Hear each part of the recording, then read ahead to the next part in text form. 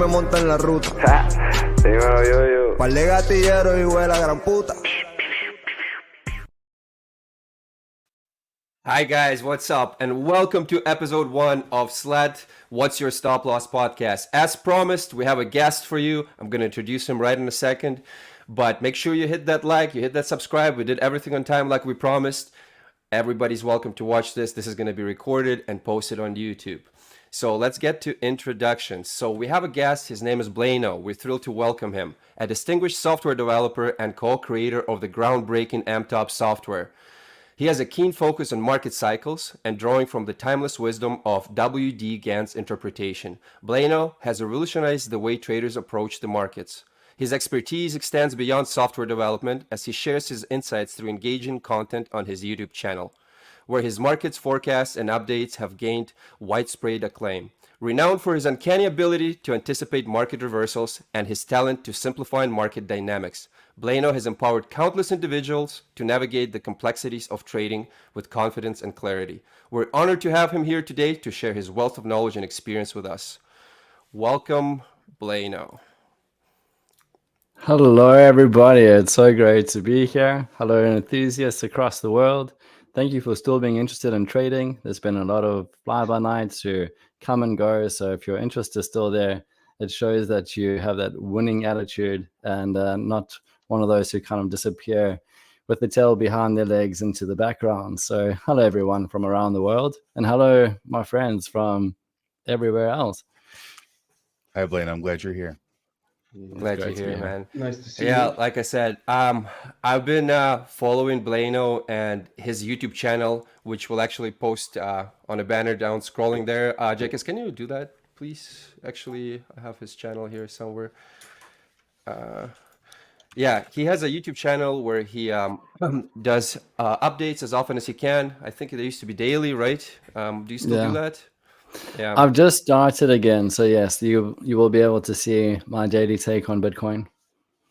Yeah, and I'm sure you'll show us your charts and you show us what you do. But if you guys are not familiar, it's crazy. If you don't know who W.D. Gann is, research him. It's just insane way to TA. Not a lot of people know about it, but it's just great to spot market reversals, understand the market cycles better, and how everything works. Yeah, this is his channel, guys. Make sure you hit that follow. Check him out. MTOPS Secretarian. All right, so so we understand that you were a developer or co-developer in software called MTOPS. Can you provide an overview of what that is? That's great, Sarah. So the clarifications that I want to communicate that may not have been communicated beforehand, which is on me, is that through mentoring and coaching, I noticed that there is a commonality amongst human beings, and that is from my interpretation, experience, and opinion. So guys, I'm going to ruffle some feathers. My way is not everyone else's way. So obviously, I'm just going to speak opinionated in what I've done. So from here onwards, it's going to be my opinion and that kind of thing. So I'm not going to repeat that. But if I do piss you off, I'm sorry in advance. So my experience with people is that the human isn't designed to succeed in the world of markets. And there are some guys who have found a way to do that, and I absolutely respect them for doing so, because you got to be like a level of amazing, crazy, and brave and courageous to get there. However, from in dealing with millionaires, business owners, retired or retiring professional sports people, and generally those who are looking to find an alternative to the lifestyle that they've lived until this point, those people, they typically, for some reason or another, just would not follow the rules. And my frustration that stemmed from that was in asking them and doing like interviews and one-on-ones and so on, and saying that, you took a loss here. Would you say if you had followed the rules, you would have taken that loss? And the answer is no. So a lot of the time, it was a environment of humans not being able to follow the rules. And for that reason, they would just be impulsive, act just silly behavior. And that created devastation because the consistency and taking profit wasn't there. And it became like a phenomenon to me.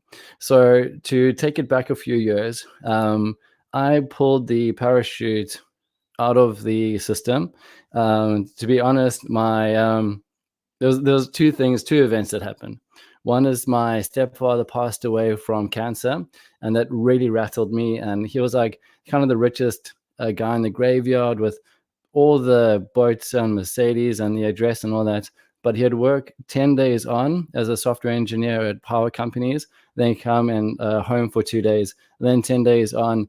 And when he passed away, that was just left behind. The boat was in the yard, Mercedes in the garage, and so on. And that shook me up quite significantly in realizing that my life, I wanted to orientate around richness and experience. And I wouldn't be able to do that by staying in the corporate life that I climbed and had my side businesses as well. And I realized then that anyone who's got a customer is never free. So if you're a business owner and you have customers, the customers think that you owe them something, right? And this is generally speaking. And and then obviously within the business, you've got your executives and you've got your managers and you've got your guys just starting out. So I realized as long as you got a customer, you're a slave. And so with that, I ruled off social media marketing, YouTube influencing, whatever else there was for people to like step out of their lives and start something different. I had the Airbnb set up. I had the side businesses and entertainment and so on. And there wasn't necessarily freedom in it. I was still running on the spot and answering and people pleasing and doing something for someone else. So this Bitcoin thing landed on my desk, and it was through a housemate who said, "You got to see this." And obviously I was skeptical. I've been around for a while. I picked it up in 2017, 2018. 2017 was kind of a hobby. 2018, I went fully into it. So from about September, when it was like $2,100 back in the day, I came across this Silk Road way to buy drugs and whatever. And at that time, the twins had been caught in scandals and exchanges were going down, and it was still very kind of early in the game. Binance didn't know what they were doing. I mean, I started trading on Bittrex, and then I went over to Binance, which is like the new kid on the block. They went on to Bybit and so on. So in that experience, on the 1st of Jan 2018, I couldn't go into another year of the same cycle. I couldn't sit and listen to everyone have a turn around the boardroom and what targets we have to hit this year and that all of that conversation. And I couldn't answer to Airbnb customers anymore. I couldn't. And then the entertainment stuff, it lost its flair. And the only thing I could focus on was this damn price action, crawling or dipping on a Bitcoin chart. So I thought, well, if my obsession is here, and again, like I started in September, so it wasn't just like immediate. It bit me and it didn't let go. So it took a while for me to realize that this is it for me.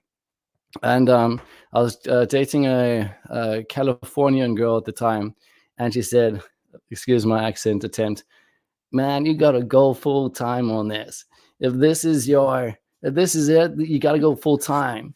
And the one thing she did say is that, like for like, the amount of hours I'd be spending inside a corporate environment or answering to customers in one way or another, the hour per hour value I would get, and rather going all in on trading is immeasurable. And she said very clearly that if you look at the progress graph, and people call it the 10,000 hours, which I have luckily got behind me now, the sooner you get through that, the sooner you've got this. And I really pondered on it, because my family watch cricket and tennis, and they love those little small sandwiches with cucumbers in them, and tea clocks at 10, and the whole thing, dude. So to go there and say, hey guys, I'm pivoting out of what is deemed successful here, and just going just out of the airplane, hoping that the parachute opens. I'm just doing this, and I was called crazy and knee jerk and irresponsible and all those things, which I am. So whatever. They were pretty accurate in the end. And then yeah, and then I just really love that you said everyone who's got, it's just still sitting in my head, everyone who's got a customer is never free, man. That's just I don't know, it hit me hard, that phrase, man, and it's so true, because if you're working, even if you interpret it as if you're working for, if you have a customer, that means you're working for somebody, right? But if you're just providing the information and your customer becomes not your customer, but as somebody who's your follower, that's completely different, and you feel more free. Enriched. Yeah, enriched. Sorry to interrupt you there. Yeah, you can keep going with your story. And feel free to, guys, just interrupt me, because I speak with commas. So just help me with that full stop. So the first year and a half of being, I'm trying to find the right expression, victimized by the bullshit out there. I felt so abused by this new obsession of mine. I felt like the sugar daddy was going to take care of me, but instead it just exploited me for my body. So the learning of I've forgotten so many of these things. Okay, well, one of the things that I learned is don't trust anyone on Twitter, because I lost 3 Bitcoin within a matter of 6 hours by some fake account, by changing the one letter in the name, offering signals, and he just roped me in. Like, yeah, I felt so violated at how stupid I was in hindsight, because obviously once you've given a bit, you just want to get that bit back, and you want to believe in it, so you keep it going, and then they delete you and you can't get hold of them, and then they I don't know, go and buy themselves a great new apartment in India, bloody bastards. Anyway, so I learned how to not trust blindly. I also learned not to follow other people's signals, because again, some gaming token, I can't even remember its name, some ESPN wannabe gaming token, the guy I was calling was a hot play. So it was one of those situations after midnight, I'm bored, one of those, like, I'm just looking at the charts, I got analysis paralysis, and then this kind of hot tip came out. And I mean, the guys can be sincere, but more often than not, they're sincerely wrong. So I put a Bitcoin in, and then I just watched this sucker plummet. 90% lost in value within the next 32 hours. So there was a lot of those real ice bucket experiences that made me realize, like, this game is not for kids. Like, it's not like where everyone gets around a fire and sings Kumbaya. Like, this is some serious business, and no one cares about anyone else. And typically, this is generally speaking, like, if you made a loss, do your own research or whatever the case may be. And I just felt it was cold, it was unforgiving, and it was very fake. So yeah, all of those experiences. And after just the lesson after lesson after lesson, and free group and this and that, and everyone's got a paid course, and you never know who to trust, because this one says the opposite to that one, and so on. So eventually I just had it in, and I said, this is enough's enough. I've read enough books. Like, eventually, after you go through, like, I think at the time I went through a Telegram channel, which was just pirating like trading material. So I was skim reading through books about Bollinger Bands and Michu clouds and Emai switches and all this crap. And within my experience, that's my belief towards it. And I kept on getting like the same regurgitated stuff that just didn't work. Like it will tell you, like a lot of the strategies would be the now and what was. It didn't offer what can be, what is the future of this movement, what is coming up. So I felt, after trying the EAs and trying the bots and trying the algos and doing all of these things. I mean, I went through, I would say at the time, I'm sure there's more now, all of the mainstream oscillators, the mainstream tools and all this sort of stuff, which got me onto the other avenues of like deeper, normal, raw trading environments. And I just grew tired and uninspired. So it was by default, I'm going to take a breath here if you have any questions. It was just by nature of the monster where I just came to an end of that. And I said, I've got to look beyond trading. And that's where Gann just snuck his way into my life and opened out. Hey, Yeah, really inspiring story, what I can see. Yeah, like man, WD Gann, it's when I first discovered him was because of your friend Parabolic. And I saw him on TikTok. I was scrolling through TikTok and all of a sudden I see this dude on live and that's soft and he's on the chart, but it's nothing like it looks like a submarine sonar. Yeah. Yeah, it is, I was right? like, yeah. And I was like, what the hell is it? He's like, Same with me. and somebody in chat is like, it's WD Gann. If you don't know who him, research. And I was like, okay. And this is a deep rabbit hole. It's such a deep rabbit hole.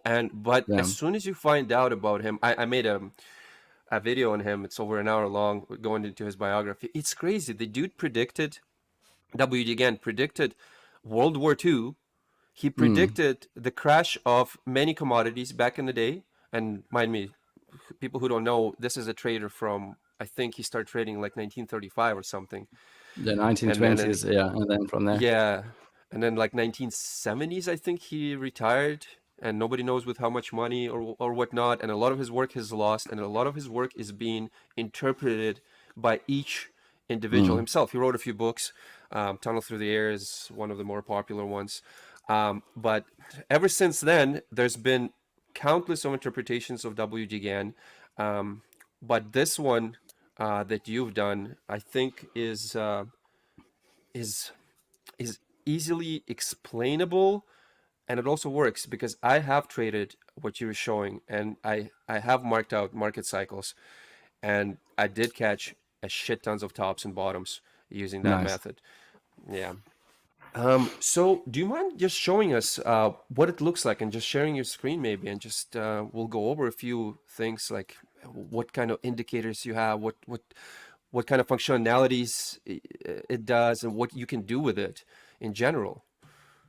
Sure. I'm happy to share the screen, but there's still some story to tell. Okay. All right. So when I came to, I might be a bit cheeky just for the time being, and then get back to the explanation. And perhaps when there's all the new followers, I think there we go. I might be able to perhaps reference this a bit more because like you've got to see it to believe it. It happens ahead of time.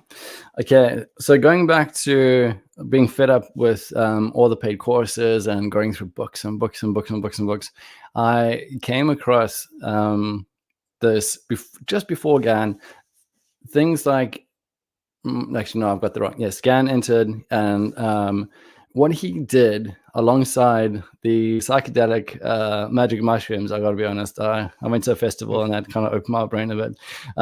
So alongside Gann and that experience, I guess Jobs did LSD. I'm not that hardcore, but I realized that there's so much more to what than what meets the eye. And I've been following Nikola Tesla's work as well about everything kind of boils down into his research and opinion down to energy, frequency, and vibration. So that was playing in the back of my mind. Then the Gann tools all of a sudden were a part of my consciousness, because on TradingView there's this whole section dedicated to it. And I just thought, I mean, what is this all about? And it's like literally named. Like, you haven't got a ton of guys' names in here, but you do have some of the instruments. I don't really use that pattern. I'll use this one up. Can we pull out the TradingView full screen? Yeah. Thank you. So yeah, we got the Gann box, the fixed squared. I mean, it's literally its own section. And I thought, who is like incredible enough to book a section and no one's talking about it? None of the groups I'm following, they're all doing delayed switches and all that kind of stuff, or crossovers and such. And so that started piquing my curiosity. Now, I'm very grateful that I became interested in him, because it opened up thinking that started to make sense. And this was my going beyond the normal trading rah-rah and think like, and started not seeing a chart, but what was behind the chart. And behind the chart for me started to present itself through numerology initially, because of the Gann square of 9. So you'll be familiar with that. And then after I got comfortable with that, I became curious and ready to jump into astrology. And astrology for me mostly has been quite a feminine thing, because, you know, my girlfriends at the time would read the zodiac and say, well, you know, and today Mercury and Virgo and all that kind of thing. And I thought, I mean, I don't need to know how my mood's going to be given to read to me from a newspaper or from a magazine. Like, I'm in control of my day and all that kind of thing. And I never really took to it. But then I saw it from a different angle. And the different angle I saw was that if everything is energy, frequency, and vibration, there must be a magnetizing effect to create ebbs and flows within that environment, whilst everything will be constant. There would be no growing of trees and so on. It will just be constant. So there must be some disruption. And then astrology became interesting to me, as if you look at just how things are vibrating, like rocks aren't solid. Everything is in a flux of vibration. I thought there has got to be a dominant force overall. And if everything's in vibration, that is kind of also saying that there is a massive web of energy that is electromagnetic. And the electromagnetism, normally when it comes to like quantum and all that kind of stuff, that there is a greater pull towards stronger gravity fields if you just play with normal magnets and so on. So I thought, what is going to be the biggest electromagnetic pulls? What is going to influence weather and behavior and sentiment and so on? Not news, because everything news is fabricated, it's outdated. By the time you've got it, it's old news. And that's even if you have sentiment analysis bots on Twitter and all that rubbish. Yeah. So I thought, okay, if astrology has these gravitational fields, then there's got to be the dominant ones. And if you think of Jupiter, which not many people do, it's 318 times the size of our planet. So yeah, that all of a sudden seems like a team player. If you look at Saturn is also a major influencer. Then you've got Mercury and its retrogrades, and you've got the Plutos, and you've got, you know, all these different characters in our cosmos that are influencing behavior, and no one is really talking about it. And when I started to like go red-eyed by just screen exhaustion level, just watching every move interact on a Gann square of 9. And then on the right-hand side, I'd set up the, unfortunately, I can't share the screen now because I'm on Mac and that needs to have parallel windows and all these like layers and stuff. So I don't have that installed because it's taking up space. Unfortunately, the Windows file got too big. And so when I looked on the right-hand side, I just through experience, not through study as much, because I was tired of studying. I was tired of people telling me stuff. Just by sitting there, granular nail bleeding, or like knuckle bleeding, like clicking onto the charts and so on. That level of experience, and just watching Mars create disharmonic interaction, and then watch the price go down, and then Venus, this neutral mothering energy, will create like this period of consolidation, and when she is in the charts, and then Jupiter will come in, and then you just see these major runs. And like for like, if you go back to the most unlikely circumstances, 2021, we just saw Bitcoin in November charge. It just kept going. I lost money because I was exhausted of watching, or not overall, but along the way, because like, this can't keep going. It's because Jupiter did a trine. I can't remember the exact thing, but Jupiter jumped in, and he jumped in a very jolly way. And then again, whilst people are losing jobs, AI is taking over, inflation is crippling countries, there's war going on, we're watching the stock markets and Bitcoin charge again. I'm looking at the price now. It's over 70,000. That doesn't make any sense. So the only logical way in which trading started to make sense to me was that the predefined, and I'll get to that in a second, the predefined moves within the cosmos was pulling harmonic behavior or disharmonic behavior, or something in between. So that was like my major starting block. And I said, okay, now we're onto something. And the reason why I saw it as predictable is because on the Gann is an offline piece of software made by someone in Russia. So thank goodness for that guy. And you can go forward and be offline, no internet, no Wi-Fi. You can go forward months, I think years, and you'll see the aspects pre-written in to the software, which then told me after months said of just sitting the chart, getting my own experience, not listening to anyone else, just watching, doing, that if that is the case and it's going ahead in time, then my job is to not get too greedy and speculative and all that rubbish. My job is to simply understand the connection of the aspects within the planets and be prepared for that. Because we make money on the up, we make money on the down, and there's power and patience, and we sit back when there's consolidation. So all of those attributes are very powerful to have in trading. So that's that was that open gate experience for Gann. Should I continue? Any questions? It's very interesting. I just want to say something. If to those of you guys who are listening and thinking, sorry about that, and thinking that this is some kind of witchcraft, I thought so too. But you have to understand. See, there's that stuff. Yeah.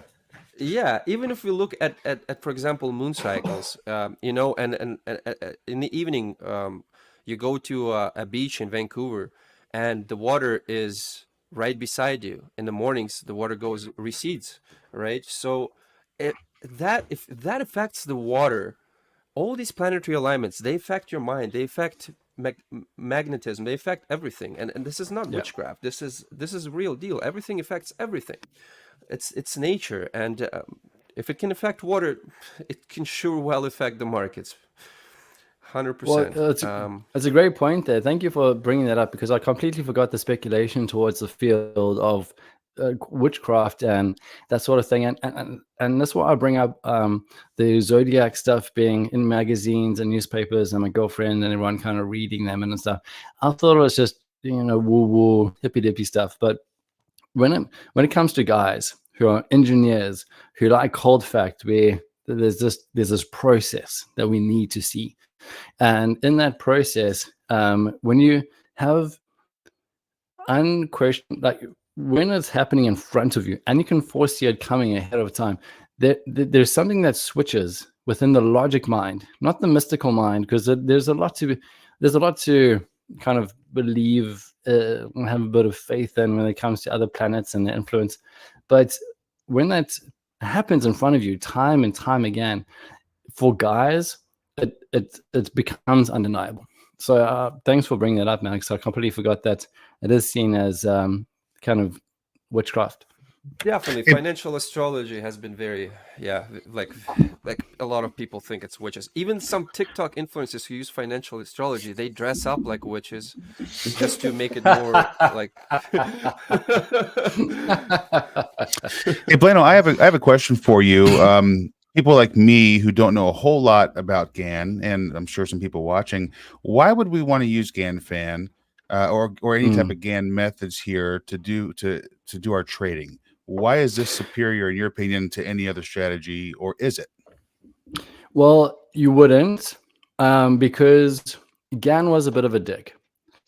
He spoke in mystical explanation and wasn't straight up clear to the the publications of his work. His students got the best of him, but if you weren't a student, you had to sit there watching, I don't know, some rom-com with your girlfriend, trying to figure out what it is that's going on. That's just like, it's very interpretational. Like And I had a very, very, very bad problem with that. And it really aggravates me quite a lot. So Gann came in, and when he came in, I went to his tools here, and I literally spent a lot of time with what was going on. All right. So like the Gann fan, I would place it down without modifications. I think I've done some modifications. And then put it into like a low, and then I read the material, someone's interpretation of what Gann must have meant or whatever the case is. And then they kind of like lined up, and I was like, whoa, that looks good. But then it didn't line up perfectly. It's like, why is it not perfect? So then I would go to the scaling, and I'd mess around with the scaling, and Gann in its own wasn't enough. And that for me, it made me realize that in this modernized access to live markets and all the things he didn't have in this world, his stuff is obsolete and outdated. For he didn't speak about the correct ratios and scaling on a trading view chart. He didn't talk about where the lows and highs would be. Like, he'll talk about equinoxes and he'll talk about solstices. Man, I haven't got the effing time to wait for the next solstice to make some profit. Like, I'm a day trader. I need some profit by the end of the day.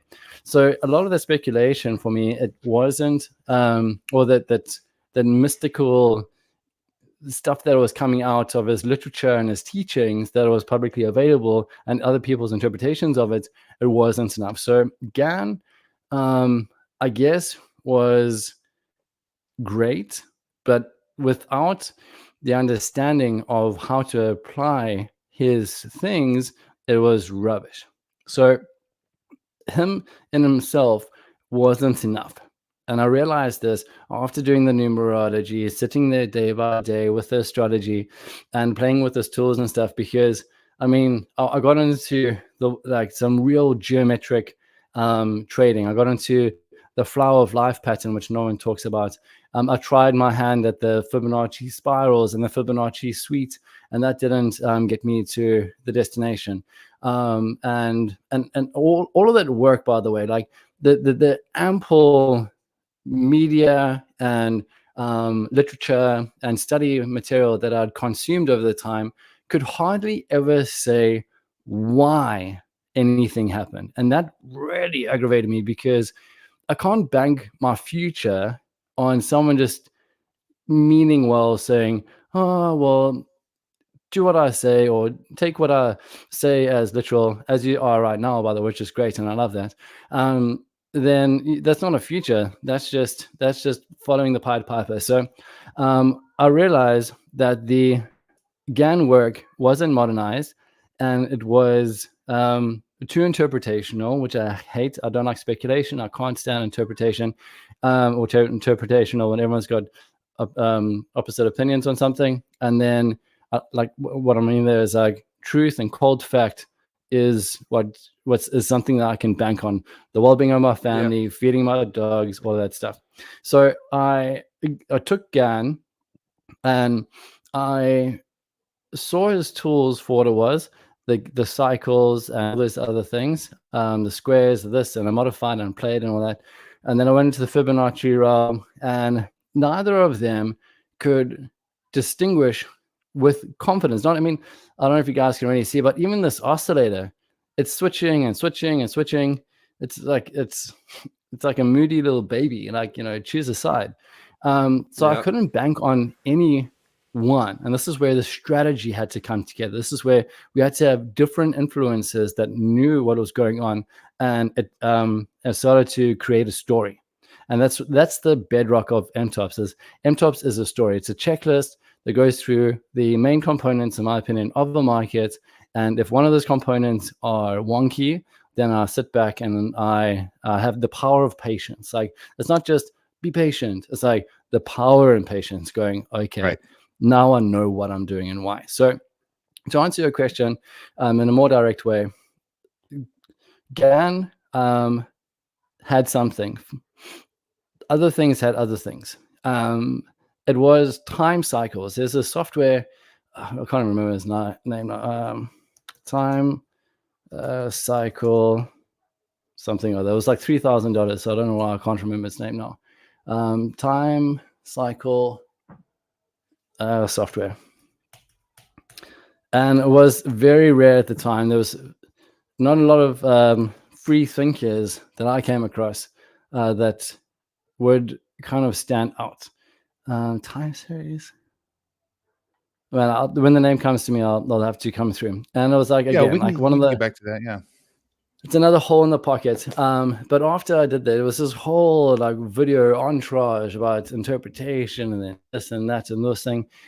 But through that, I'm very grateful I got to see it, because there was a line of thinking that opened out, which began to bring in curiosity to fields I wouldn't have done or wouldn't have thought about otherwise. And that is like just questioning everything. Like, what is a cycle?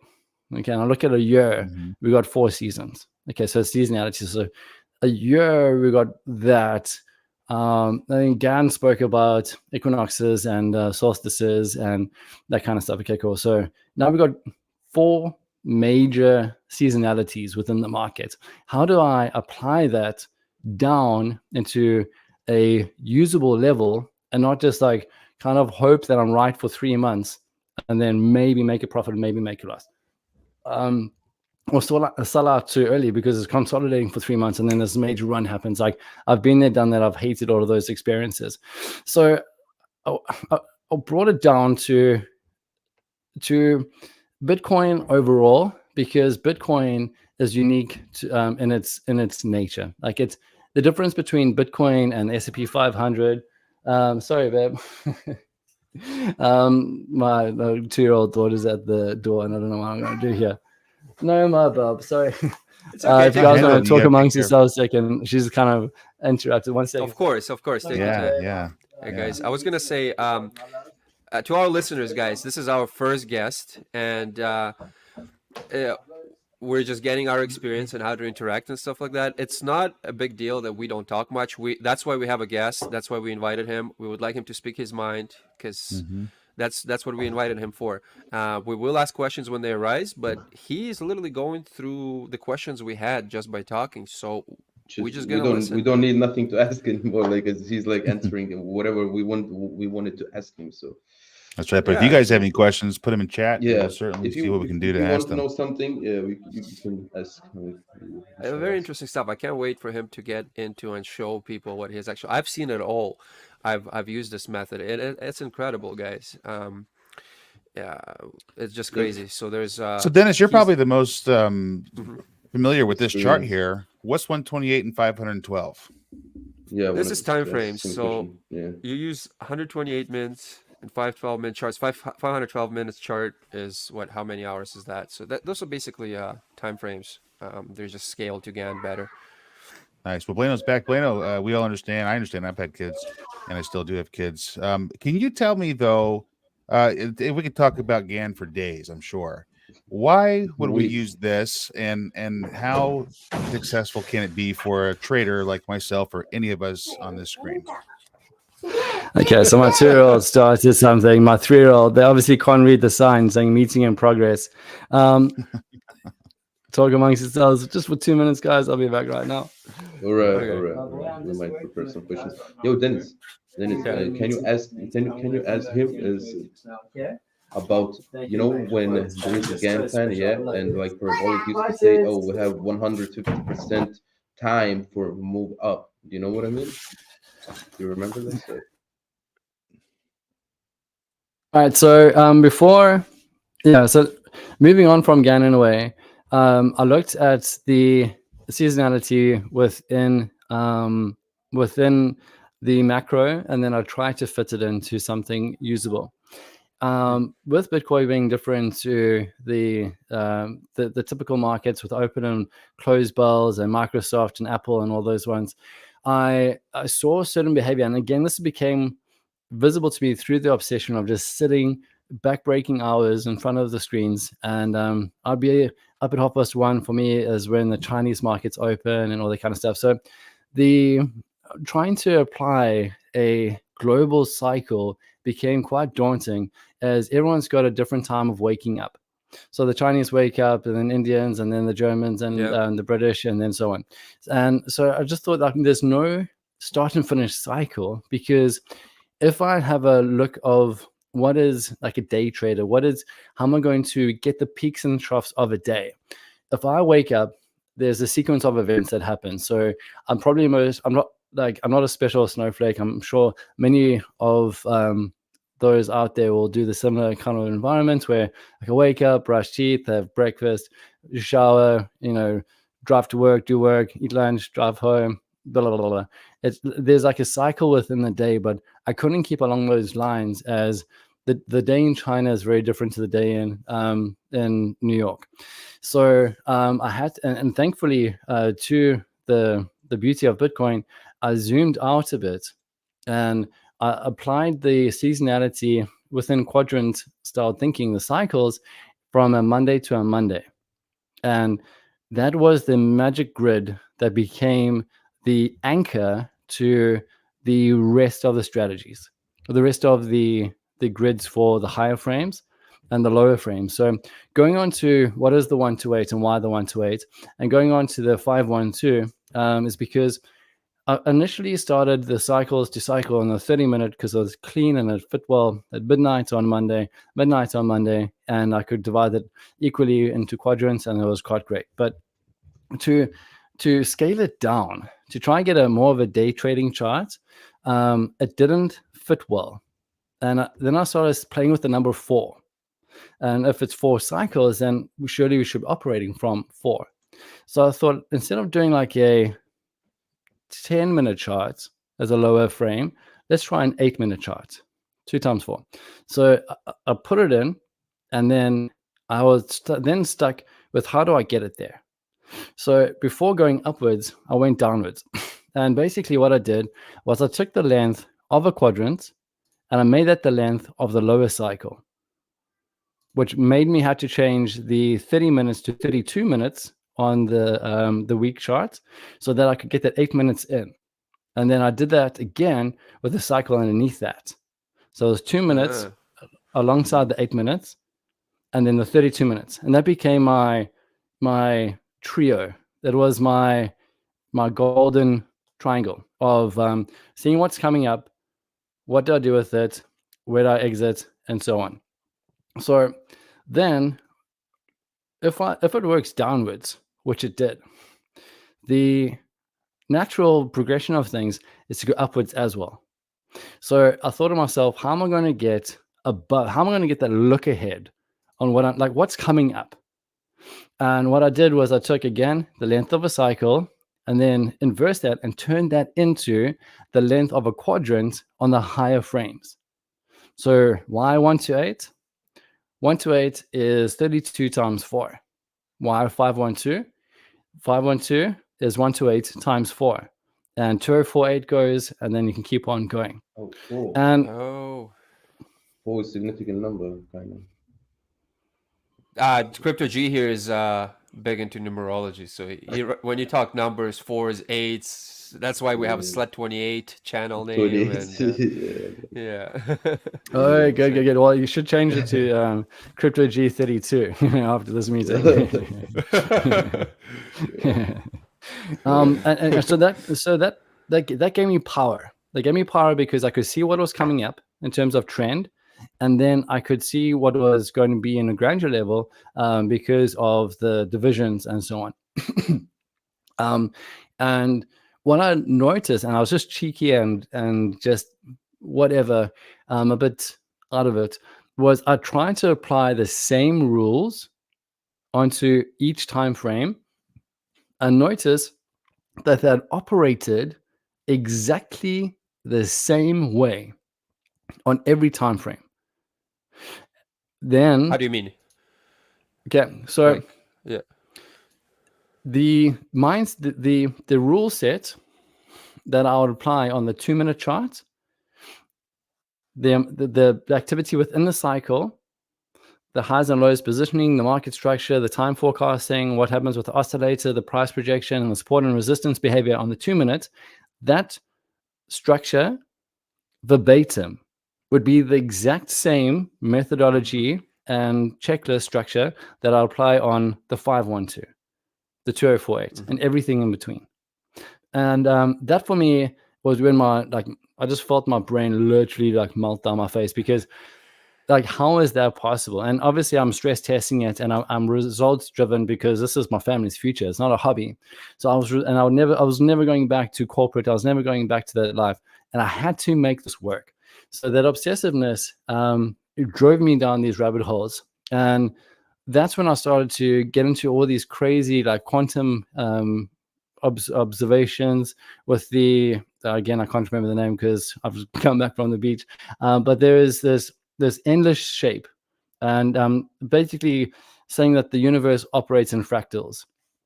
And so then that's how I just there's kind of crazy questions. What's north of the North Pole, or where does space end? That's what just kind of put me into a place of okayness with what I've found, because the fractal universe obviously is showing up here, and I'm just going to take it. That's a little bit of level of faith had to step in, and that's I want to just take it as cold fact and truth. So after coming to that realization and further analysis and so on, I'm sitting here with 4 quadrants at the beginning and end of the cycle, and looking for how to scale these damn Gann tools. Where does a Gann fan begin? Where does Gann angles take place? Why do they work? What's happening here? And this is where it got to what you guys were, what did you call it earlier? I can't, like spaceships or something. We did? What do you say, Crypto G? Sonar thing, no? The sonar. Oh, sonar. That's it. Yeah. But that's exactly it. Yeah. So I started seeing it as a sonar, and the reason why I saw that is because if everything operates in energy, frequency, vibration, electromagnetism, then this gravity is coming in, this gravitational pull towards some aspect of what was going on in astrology. And if I took a slice of that, again, just crazy thinking, there must be a sonar behind it. There must be interaction, some form of what is going on behind there. So I started playing with the extension of the Gann circle. I just got to try and find them. Maybe I've got it in my favorites bar. I don't use it too much now. Let's see if that's it. Okay, that's fine. So what I did, just fishing around and all that stuff, is I started applying them onto the highs and the lows within the cycle. and then looking at their interactions as to where they would cut. All right, so let's go into somewhere else. Don't some people call these circles Bertha circles or something like that, or is that different? Bertha circles, maybe Bertha cycles. I'm not sure. Cycles, yeah, that's different. Maybe. So, for example, here, like, it's easy for me to see. Maybe it's visible on your end as well. But like things I couldn't ignore was just how price would start interacting at the different intersections within these circles. So I played around with that a lot, but the circles again weren't complete. And that's when I was like, aha, this is where the Gann tool with the lines came in. So I placed it down, and then I would do something that no one else has ever done that I'm aware of. And I'm happy to be debunked on that or proven otherwise. But I started putting the Gann fans in reverse to try and make sense of those circles. And then I would start seeing the interactions of the support and resistance, not linear. A lot of guys out there would go linear. All right, they would say previous support and resistance and yada, yada, yada. I tried that for a long time and it really didn't work for me. But in terms of the support and resistance of how price would travel, you would often see, and this is just a random example, obviously I can keep going, but there would be certain behavior along reverse linear lines and then going into what I call the nodal point, the middle of that They really sonar. do respect the lines. It's crazy how it respects It's the crazy. They yeah, are the so arches. obedient. Mhm. So I had all of this, and then I sat with it for a while, and I came across the idea of how am I going to foresee what is happening on this chart by using the above charts. And what it gave me was that it was climbing along the support and resistance of fan lines of the Gann fan on the upper time frame. So how I'd get the correct scaling at first before I don't have what I had now, obviously just in exploratory mode, is I would put the circles on the low or high, and then I'd look back at where it interacted, okay? And then I would just see the behavior of where it was. So that's clearly coming down over here because it's just circles. I don't know what's going on there. So let me just get a Gann fan start at the same point and go backwards and You're just like see if there's anything there. you're like looking at these circles, what fits best in the past, and that's how you try to predict the future with that kind of. I'm trying to see the squiggles. If the sorry, I don't know why I keep on forgetting the name. The sonar. If you had that sonar being blasted through, and a child had a crayon and was coloring in the sonar, but only in like a stock market kind of way. It's not a very realistic example. That's what I was looking for. I was looking for the trace of the sonar, if you want to call it that. And then it will jump up on the lines, and I would use that to scale the look forward Gann square.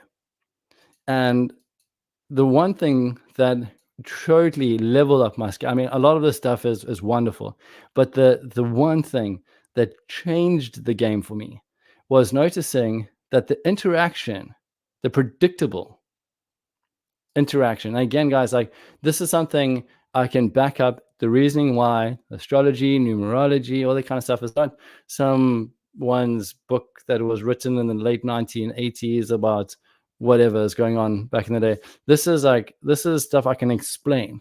And the higher frame, you'll see that the price interaction with the support lines happened along these fan lines. So if I go into the arches Gann and tool, fan lines, yeah, that's it. So the arches became the resistance. So the arcs, that's where I saw it slow down, change direction, and so on. But the fan lines is what supported price up.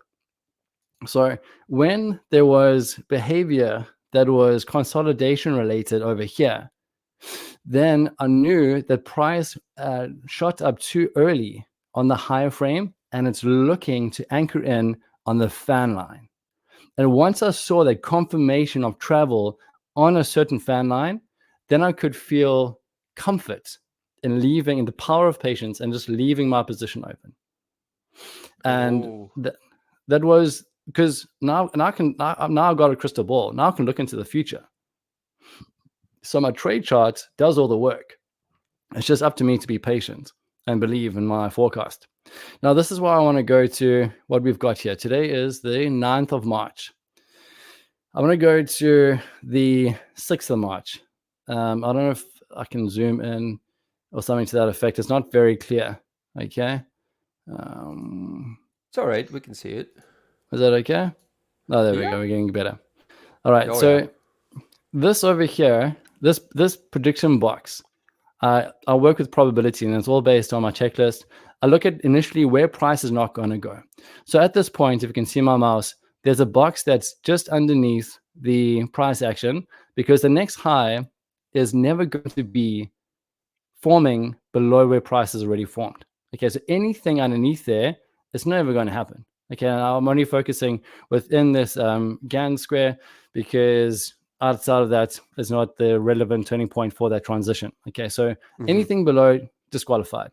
Anything too far in the future, which comes with my time forecasting, I knock out where is unlikely. So I just knew that wasn't going to happen.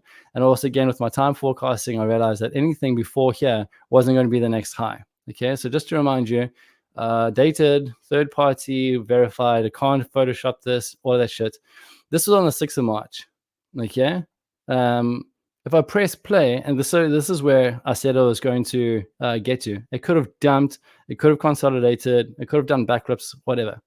So basically, based on your strategy, you use method of elimination, kind of where the price can't be anymore, and where the price is being magnetized by the next arch, and that's where it's going to be. Wow. And that's where it landed. Can you guys see? Yeah. And that's where it landed up. Spot on. So that's the 6th of March. And the thing is, like, said in a very cocky manner, because I've done my hard yards, 10,000 hours. This doesn't even excite me anymore. Like, this is just normal for me. Yeah. Because it's just rinse, repeat. Like, I used to walk around. Another day in the office. Another day. I mean, someone's got to do it. So and I knew that I was going to get there because over here, the price had to have broken that high. Now, at the time, this is like anything can happen. We've got markets jumping from 70,000 down to 60,000. Then kind of finding some form of normality at 63, then jumping up to 67. And then, so back there, like 3 days ago, I think it was, it could have done anything, could have jumped, whatever the case may be. But because I knew if that's the low, which because my strategy says that's the low, that's because of the quadrants and the cycles and all that stuff. If that's a low, then for there to be the next high, there needs to be a higher high. And there's that higher high. Okay, so again, so traditional higher highs, higher lows. That's it. Highs, market structure. Lows. So let me go back to the 6th there. So on the right-hand side here, you'll see it's TradingView is not very good at what they do. Maybe I can okay. MTOPS charts, market structure, time forecasting, oscillator. So that's what I look at every single chart. I mean, this works on the open bell for the Dow Jones. This works on like whatever the nano whatever the nano thingies within the crypto sphere, gold, you name it, it works. So this is not just for Bitcoin. This can be scaled and applied to different types of finance, right? Digital assets, regular assets. Yeah, absolutely. Bitcoin was the challenging hot girlfriend that tested me, and I spent a long time relationship, but also introduced me into the VIP rooms on the New York skyline, where I was rubbing shoulders with like all of the Eastern European supermodels. Yeah. So Bitcoin opened up the sphere of, I mean, back in 2018, I never ever thought I'd consider myself a stock trader. Stock trader is risky and people lose money, and banks don't give stock traders loans. Like all that segments, I read Donald Trump's books, and he wants everything in mortar and cement and buildings and property and long term and all that kind of stuff. And I'm just not a long term patient person. I'm not a hodler. I'm not someone who waits 10 years to see a return. Like I want my daily profit. I want that feeling. So when I got into Bitcoin, it was disruptive. It was anti-bank. It was this new age currency. I never ever thought I'd get into to stock markets or gold and that kind of stuff. But Bitcoin became quite a, like every guy who's had a hot girlfriend realizes that there's this one point, 3 months, 6 months, there's one point where you kind of don't see her the same way anymore. And there's this student was in another free chat group or something to that effect, and in the stock world or indices, and he said, "Dude, have you checked out the Dow Jones?" And I mean, I watch American movies, and it's a household name, Dow Jones. Everyone knows the Dow Jones. So I said, I don't know. It's already my comfort zone. I'm a crypto guy, do or die crypto. So then he said, but watch this. At 9:30 on a normal trade day, there would be this open ball activity. And I was just like, I immediately understood it as like everyone jumping onto a Battlefield server, going for the same map at the same time. And I was like, oh my God, I need this in my life. At the time, I went through such a dry spell with Bitcoin. I was just like, like that meme, like Bitcoin, do something. You know what I mean? Yeah. So and I was like, bro, I can't just go through it forever. This consolidation period, like it's just not good for my soul. It's like a surfer going into the ocean and it's just no waves for like weeks. Yeah. So I said, okay, I'm going to try it. And I set it up and I did the cycles and I did the whole setup. And it was through that I saw that MTOPS operated in all markets across the MTOPS selected timeframes. But that when I say all timeframes, you can be a high frequency day trader, or it can be a hodler, or just like a fund orientated manager for like the long term as well. It worked on all the cycles, and the look ahead cycle would give you the trend, and the cycle underneath would give you the contextualized behavior within the market that you're looking at, or the time frame that you're looking at. So together I had the build up and I had the look ahead, and I was like, this is great. So that's how MTOPS was born. And yeah, that's the strategy. That is awesome.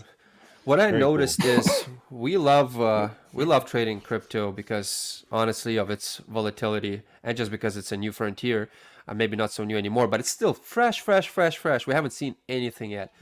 And we, just as a test, went and tested a lot of strategies in regular stock market, and it just works. You can become like, you have way more successful trades in regular stock just because it moves so much less.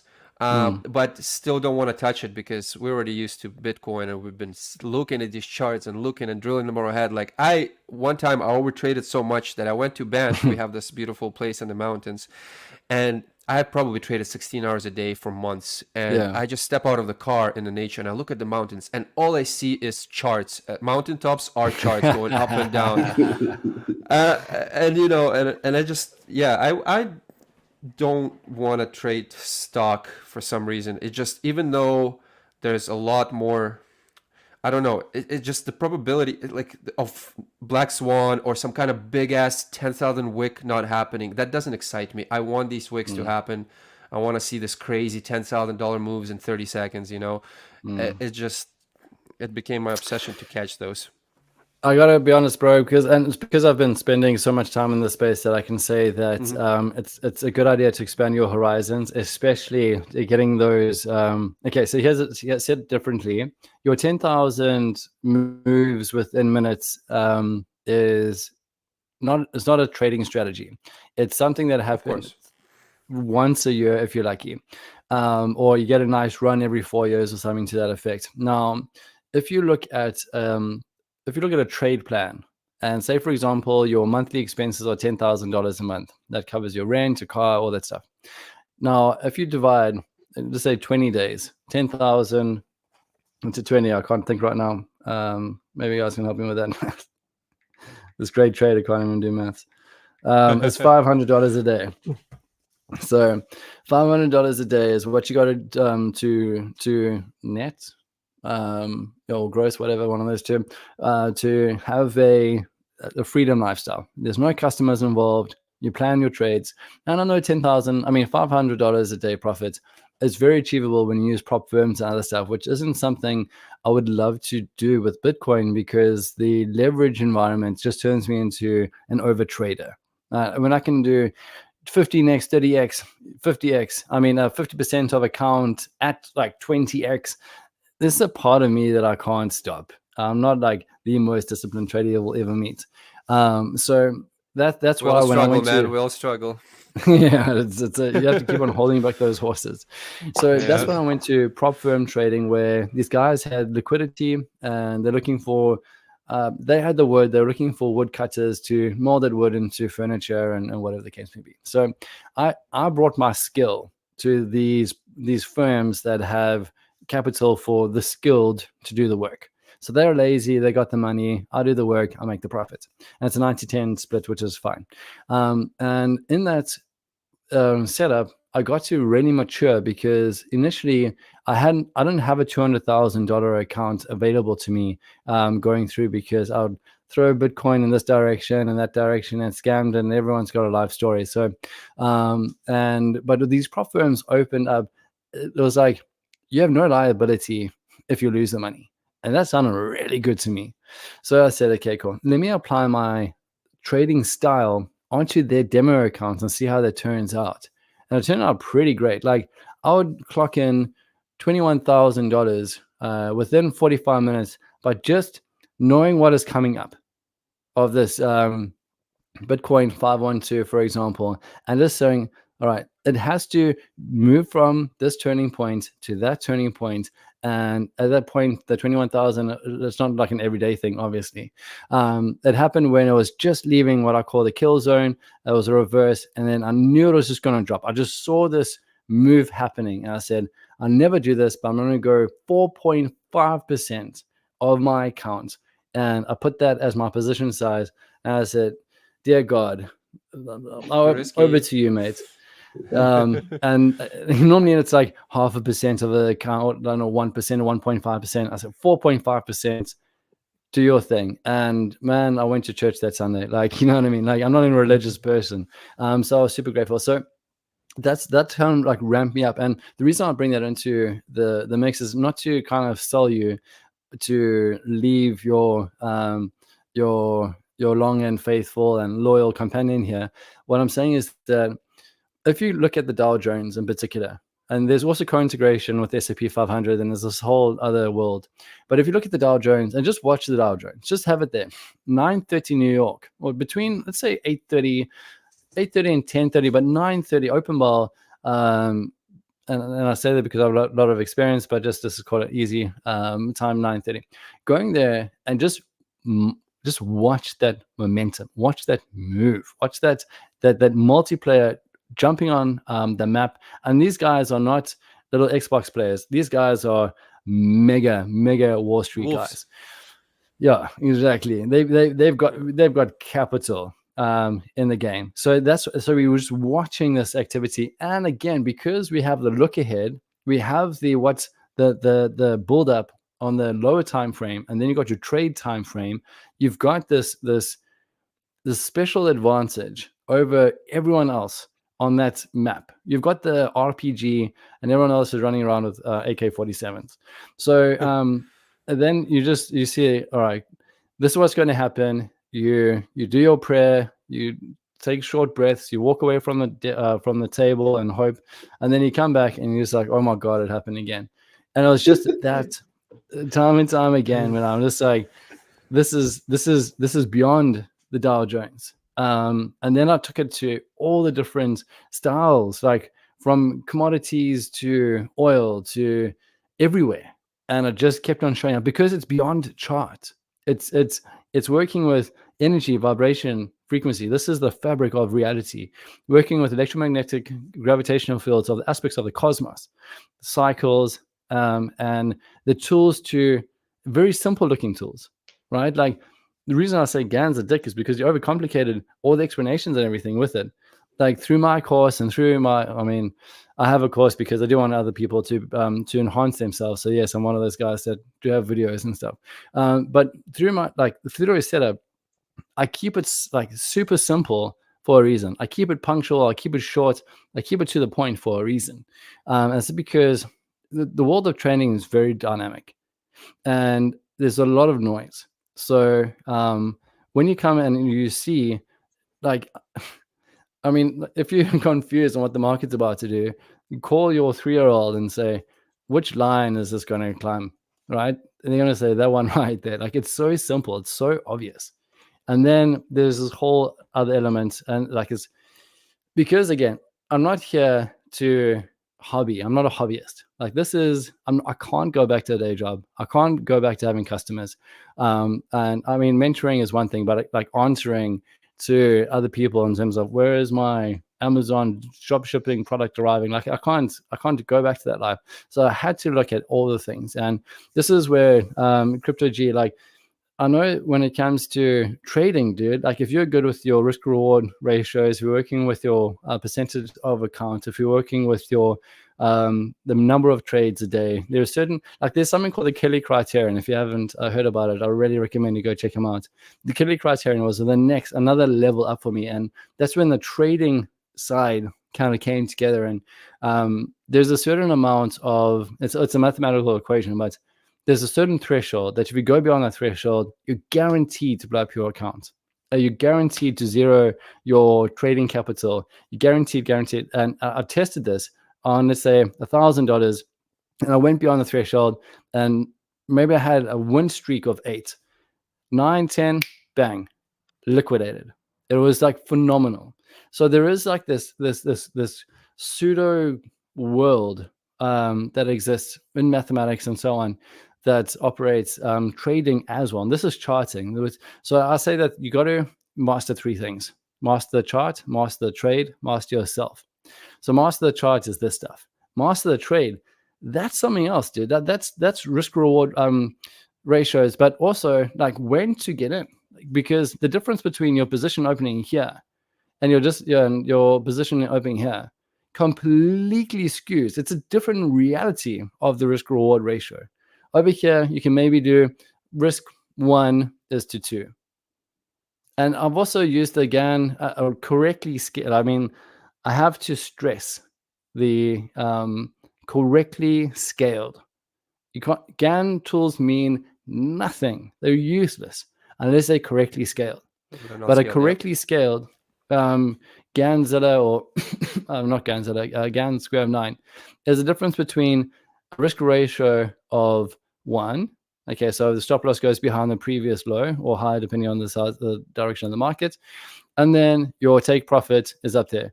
Do you know how hard it is for typical traders to achieve a 1:2 ratio? Whereas just applying the Gann tool, you just get in outside that red line. Okay, there's a whole strategy as to how to make sure you catch that over there. There was some more time, blah, blah, blah, blah. And then you start us over there. That's a big move. So this feeds into the world of trading as well. And then the psychology of being able to go to sleep at night, because a lot of people say don't sleep on trades.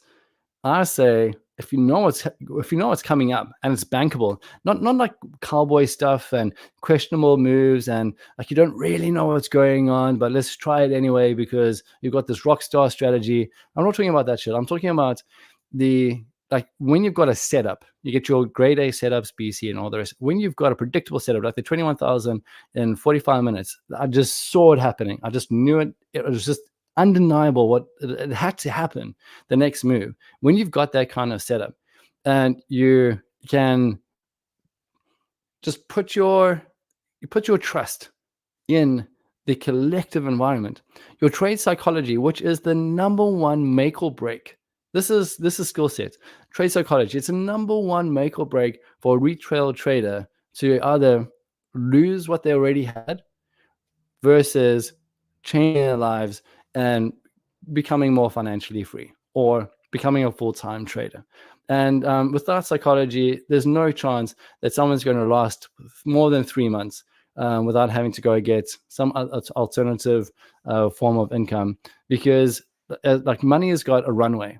You can have $1 million, and that runway if you have no additional income will dry up at a certain point, maybe 5 months for some people, maybe more for others.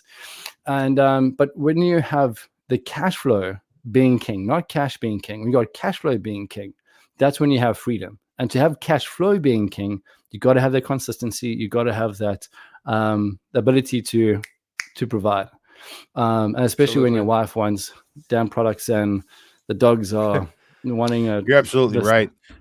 I got a question for you, Blayno. How can you confirm a reversal on this chart here? And second question I want to follow up with, if you don't mind, is how do you know that your scale is correct? Because when Gann was around and Gann talked about scale, it was printed on paper, which you can't scale to the average trading view chart because my screen's a bigger size or smaller size than your screen versus the next guy. None of us are going to have the same scale. Yeah.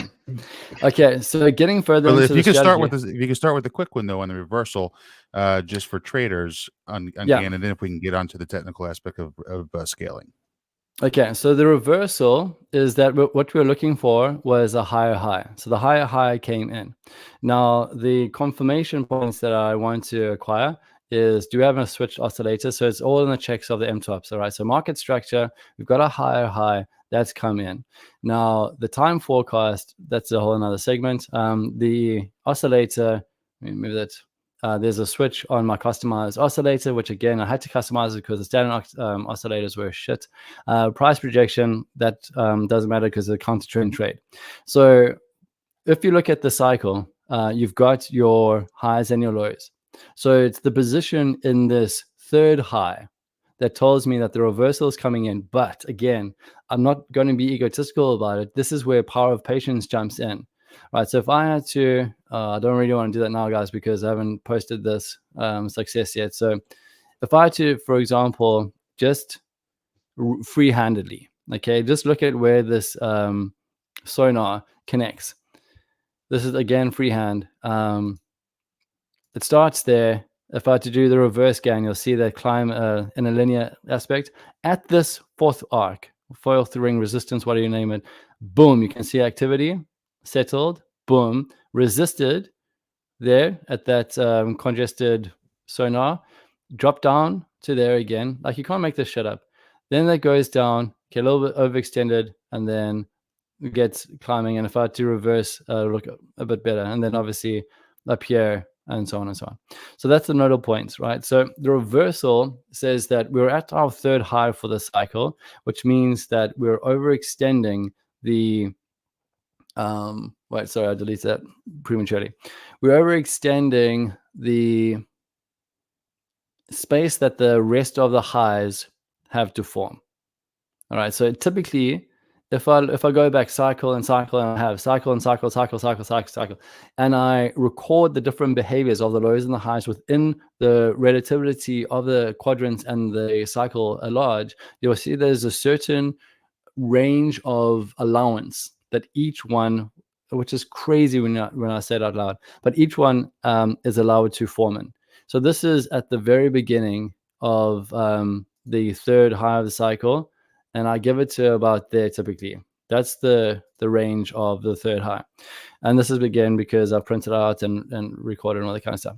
So now with that said, I know that it's super unlikely that there's going to be another high over there. So if I look at the look ahead, what could transpire is that this chooses a different support line. Okay, so it's a diagonal support line, not a linear support line, or a flat line, horizontal support line. So if, for example, that goes down here on my look ahead, and I go back here, and I see something in terms of where's my next low going to happen. It can happen anywhere above where that low has formed. So I'm not going to get through the full setup over here because I think we're pretty deep into the show, like over an hour and 20 minutes, I think. It's going to happen anywhere within this range. So looking at this look ahead, let's say, for example, it goes down to 67,000. That gives me an indication of 67,000 being a bit there. So it's a bit shallow, right? After that, again, I'm not going to really take away this other stuff because I need to update the charts. I'll take this in line with this, not spherical, that's my word, sonar tool, and then just see what is like. But this is where I basically run my strategy. So that's how I get the reversal, in short. But market structure, to answer your question, time forecast, oscillator, because we can't. Sorry, I do swear every once in a while. So sorry for anyone listening to me on loudspeaker. Like you can't tolerate fuckery in the cycle, and that's coming from the market. You can't have as volatile and mental the markets seem. There is this divine order of things. So if there is this crazy outbreak, the rest of the cycle pays for it. All right, because normally you get like these volatile moves, and then everyone's like, "Oh, the market's moving, let's jump in," and then it just goes quiet, and people are like, and then they psych themselves out, they close the position early, and then they just don't wait for the right time to wait for the next move. So this is what's happening here, is that we've had some very active stuff. Okay, I call it and it's a lot of information, so I don't want to overload you, but that's the Bugging out. right. It's not just me that hears the So lag. if you look at There we go. You're back. behind there, this. So I'm back. There we go. Welcome back. So that's the calm before the storm. Welcome back. There's the storm. Yeah.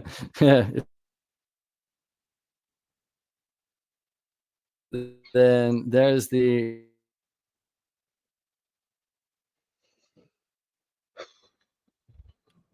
Okay, at least he's got a good smile on when he freezes. Technical Dennis, difficulties, I you know, guess. he was talking about reversals. I mean, the technical reversal is lower lows, lower highs, right? And is that how Gann applies as well? The same thing, and then you have to circle back to the kill zone, which I'm not too familiar with. I know you are, and when Blayno comes back, he might be able to explain that a little further. Basically, got to look at the what cycle we're at. So, like, he divides a cycle into 4 quadrants, which is 1 week, and then he looks at the pivot points. He looks at which part of the cycle, what wave we were on. 1, 2, 3, 4, 5, 6, 7. So 1 being top, 2 being bottom, 3 being top, 4 being bottom, 5 being top. So it divides in 5 tops, 5 bottoms. Then it depends within which quadrant we are on that cycle. Then it depends on the oscillator, and then it depends on gravitational pull of arches, as he's shown. And if we get out of the kill zone, the oscillator is showing the reversal, and the quadrant makes sense for a pivot point. Then that's where we would catch the reversal, but it has to come out of the kill zone, and the kill zone is first arch and then the second arch, and then the price kind of gravitates up and up and up, and it's using the Gann fan diagonal lines and the arches as gravitational pulls to the move. Gotcha. Okay, well, it seems like Blayno probably ran into some internet problems. As you guys noticed, that he started lagging out a little bit, and now he's gone. Hopefully, he'll come back soon. Red, Crypto G28, he told you that after this stream, you want to change your name to Crypto G32. What are your thoughts on that? No, I'm sticking to 28, man. 28 is the way. Yeah, but I really did dig in like what he said. He's like really smart guy about 930 Don Jones chart, bro. Like, why did he say 930? Yeah, like, and I can relate that with like smart money concepts too. It's really like similar because usually you're getting some type of manipulation in a market in certain point of day and time. Like, I could even like pull up my chart and show like on stream that this shit just like bread and butter every day happens at the same time, the same thing. You just need to know where to enter, what you need to look for to get your entry triggers. Yeah, he knows some stuff. He knows some stuff. I ain't gonna lie. He studied hard. You can tell. You can tell he studied hard. Red, you had a call yesterday. Yesterday or day before we were on live, and you had a bunch of calls. Why don't you show us your chart and show us what kind of a trader you really are? Oh, I already jumped in before him. Just quickly while he's looking at his charts, because I know it takes him a lot to pull it up. He's slow like that. We did talk on a previous live on a Yeah. We Thursday, love you, Red. guys. On a Thursday, I told you that we were rejecting out of a 236 line. I told you that we're climbing up, and what I would like to see is a rejection at the 618 level. That was on Thursday. You guys can watch our stream on Thursday. It's marked by a date. You can watch our previous playlist. And basically, what we did, we squeezed past 382, went back, finally broke, went back, touched the half level of fib, had this massive candle here, and we did touch 618 and got rejected exactly as I told you guys. So if you follow that call, you would have made nice money on this long. I called it right here, told you, entered myself. I never tell anyone to enter. That would have been a 19% move. That's insane move, guys. And it was all recorded for you. And if you open a short here, which also said we're going to get rejected, you would already be, in a profit of almost 7%. That's So right. that's that. Wait, I want to Yep. put my charts in order because I have a bunch of stuff that I'm waiting for, a bunch of setups. Guys, that was So, a long convo. Let me just take a little break just for 1 minute. I'll be right back with you. You guys pull up your charts and do your thing. Yeah, I'll show my chart while Red's getting his. I'm gonna take a real quick break too, and we'll come back to this. But I want to say that I called 70,000 right up here about 3 days ago on stream, and we went up and it just swing failed the hell out of it. Went down and had a real good profit. I pulled about 400%. I pulled out around here somewhere just because it was a quick scalp and I had other things to do. And this was actually a really good rejection here. But I'm still thinking that institutions, ETFs, and retail is going to push this even higher. Red, is your chart up and ready to go? wait. Copy image. Can you pull up? I send it to Discord, to our private Discord, a screenshot before, and I want to pull it after. Here's Red's screenshot. This was a couple of days ago, yesterday probably. He's got his long setup here. Here's his stop loss box. Here's his profit box. And wait. I think you may have shared it earlier. No. Wait, It's okay. wait. Share it again right now. Wait, bro. Like it's a bit of struggle here just to find it. I think I will have to rechart it because I don't know, the whole chart is gone. It will take a second. Well, I will tell you, he showed us earlier, and it's already, I think, making higher highs, is it not? All right. Wait, what time frame I was on? Back. Guys, just an update about Blayno. He did DM me. He apologized. But his internet is just gone bonkers. He doesn't have enough bandwidth to go on with the stream. He will, however, said anytime he can revisit us. We can have another podcast with him at any time.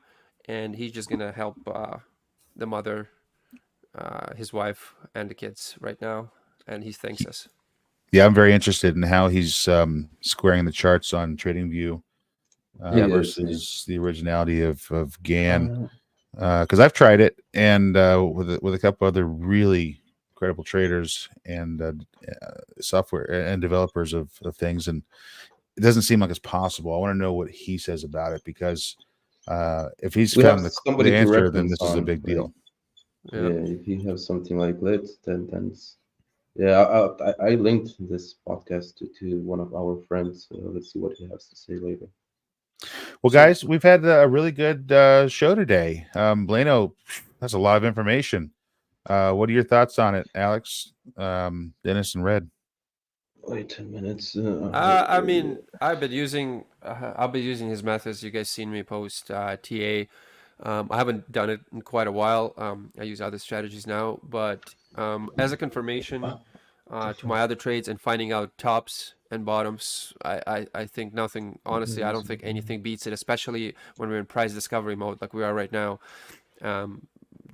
We can do harmonic, I guess, or something, but as far as Gann, man, like there's no other tool that can price discover as good as that. And I absolutely love Gann, and it's just such a deep rabbit hole, and it's constant learning. So it's like I do it on my own time, because as soon as I show something, I already learned something new, and it just keeps going and it never ends. Yeah. I think Yeah. I it's mean, we don't know where it's going to go. I think it's really interesting that he's got both aspects. He's got time in the market, but he's always so constantly working to time the market. I would have liked to ask him, if he could compare three things. One would be, like if you look at the comparison of your wealth in purchasing early and years ago in Bitcoin, and the tools that you've learned to trade, the profit you've made trading, versus the profit you've made distributing a piece of software that costs money to retail. But in general, very interesting guy. He definitely, in person and in live, he has the same personality that he has on his pre-recorded information. So I do appreciate that as a guest. Yeah, Yeah. I agree. What do you think, Jackass? I want to finish this. I think there's a lot more to be Oh, said. I want to get him back on here. I found the chart. I found the chart. I found the call. Well, congratulations, man. congratulations, Red. Yeah, I want to finish this conversation with Blayno and get him back on here because I have some very important questions. I know you do too, and I want to hear more. And I want to know why MTOPS or whatever he's working on now is what we should use, right? You've got all these other indicators, Lux Algo, and somebody who we kind of know, QSF, and other people like that who have really decent indicators. Why is MTOPS the one? Put your screen up there, Crypto. There you go. Dang, son, where'd you find this? All right, so this was a call that I made live on I don't know, like whatever live stream we had. Yeah, I was talking about this area in like specifically, and as you see, price sniped the entry. Congratulations, everybody who entered the trade. Congratulations with the profit, and as you see, we just smashed our TP and we just had to keep it running. Like whatever risk reward it is, 1 to 10. Funny That is crazy. Funny how blind was saying like 1 to 2, 1 to 3. Yeah. Okay. Yeah, 1 to 2. I heard that. Well, that's catching a Yeah. knife right there. Good job. Yeah, this is what I do. This is what I do. I don't Yeah. like when That's why we call you Crypto trading. G. G, man. 28. That's 2 calls we guys made on live for And ourselves. Ethereum, Obviously, we don't recommend taking it. let's go on Ethereum, like recap of the Ethereum. Okay. That I. Oh yeah, we also made Ethereum call. Yeah, I forgot about that. Yeah, I did. Yeah. USDT. P. Swap. I guess this was. Oh wait, it's a wrong chart. I guess. No, this is some other stuff that I have on Ethereum. Wait, I need to go back then on the other chart. This chart. Wait. Man, we can talk to that Blayno guy for days, 4 hours, man. Yeah, days. 4 hours. It could have been easily a 4-hour stream. Forever. Yeah. Like till we die, man. Like till we die, man. Like, okay. Well, guys, I've got a suggestion. I think we should wrap this up, and right. I think we should get back on some live charts later on today. Do you see my screen? Dennis, great job, man. Oh, thanks, man. I was nervous, man. I don't know why, but I was anxious. I've never done anything like this with a guest, so yeah. Well, you popped the cherry. I think it looked good, and Blayno was a great guest. I would love to get him back on here with us again. And Red, you want to finish this off? You got your Ethereum chart up there. I know you're dying to tell us something. No, I'm not dying. I don't care actually about it. Wait, I need to fix it. I just don't give a fuck, man. I do this every day. Like it's like Blayno said, it is what Second it is. nature. Second nature. Yeah. I really liked. I don't know why, but I really liked what he said that about business. the power of patience, and Patience. yeah, we always tell you guys that too. Don't just jump into position. If you miss it, you miss it. Who cares? But if you're patient, you're more likely to succeed. Guys, I know you always want to when open you- a trade, but Guys, when you're like beating yourself about it that you missed the position, I can tell you why. because you are not strong enough trader that you're thinking, oh, tomorrow it's a new trading day, gonna find another setup. I used to beat myself all the time, like about missing positions and shit, but no, not anymore, because I know next day I'm gonna find the better setup, or maybe same setup or whatever, you know. So yeah, It's always a new trade. if you know like what they're doing is legit, you know, and you just have like clear back tested everything, so then you're like, All there's right. Are we nothing still to looking worry at the Ethereum about. chart, or should we wrap this up? Let's Yeah, wrap it we up. can say Let's like get some other things. we had like Red, I want to get back reaction on with you tonight and do some trades on Yeah. live. What 8%, about what do you guys 4%. think? I don't know. Yeah. It's like what Saturday. Usually I don't trade on weekends, but yeah, this was another setup that I gave to my boy CNC that he didn't enter, but whatever, you know, like it is what it is. All So right. yeah, Well, guys, make sure you hit that follow on all our platforms, YouTube especially, guys. Subscribe to us. Hit that like, hit the notification follow us bell. on Instagram, guys. Follow us on Instagram. Follow us on Definitely, like, Instagram. And number yeah, one we'll see you all priority. around. We're gonna have more exciting guests for you guys. Hopefully, we can revisit Blayno, and he can finish up this part 2 here that we're gonna have with him. And other than that, yeah, thank you all so much for watching and coming. And we'll talk to you soon, guys. Been SLED with y'all, guys. Gatillero me monta en la ruta. Dímelo, yo. Par de gatilleros y huele a gran puta. What? Are we done?